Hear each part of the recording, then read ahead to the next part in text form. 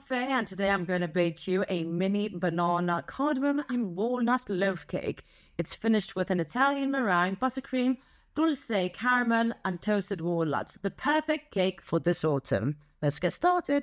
First thing I'm going to do is butter my cake tins with some melted butter. Make sure that they're buttered well. Then add some flour. Give it a really good tap around. You want it to be all covered. Bit of a tap. Remove the excess and you're done. So now, soft butter. We're going to add the salt and the light brown sugar. Give this a good mix. It doesn't need to be on a high speed. You just wanted it to be combined. We're not creating a sponge that has a lot of aeration. Now we're going to add the eggs one at a time and mix this until it's combined. So that's all done. Make sure to scrape the bowl down in between so that all the batter is homogeneous. This is important so you don't end up with some little butter pieces when you bake the cake. That can cause holes in your batter. Now we're going to add the dry ingredients. Again, don't over mix when you're adding your dry ingredients. So just lightly mix. And then we are going to add our wet ingredients, which is the banana puree and the milk at this stage. And again, on a low to medium speed.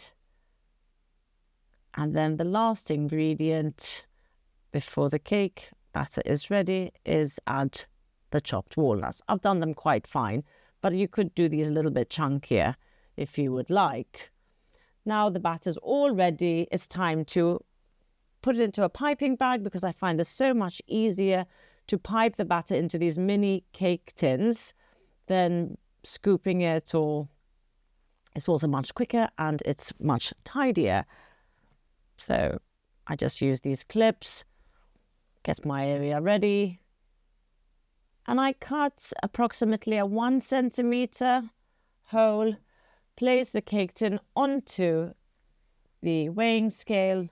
And for this particular recipe, I actually weighed it too low. So you'll see 95, 96 grams. It actually requires about 140 grams. So what I did was I then went over and filled some more batter into the cake tins. You want them to be baked until the line of the tin. I don't like half empty cakes. And there you have it. Beautiful banana, walnut and cardamom mini loaf cakes. So this is the nozzle that I'm using to decorate the cakes. It's called like a Saint Honoré. And I've covered the cakes with a bit of buttercream. So I've got a lovely flat surface over here. Just makes piping so much easier, especially when you want to do stripes like I'm just about to show you. So with a steady hand, you lean the piping nozzle onto the cake and just pipe nice steady lines until you've come to the end of the cake. And there you have it. It's all piped. So now we're going to, I'm piping the Dulcey Ganache with a steady hand in between the buttercream. And voila.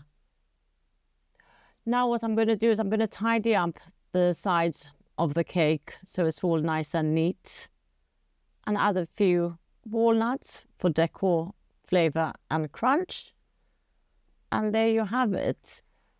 Banana, cardamom and walnut cake finished with a vanilla Italian meringue buttercream and walnut pieces.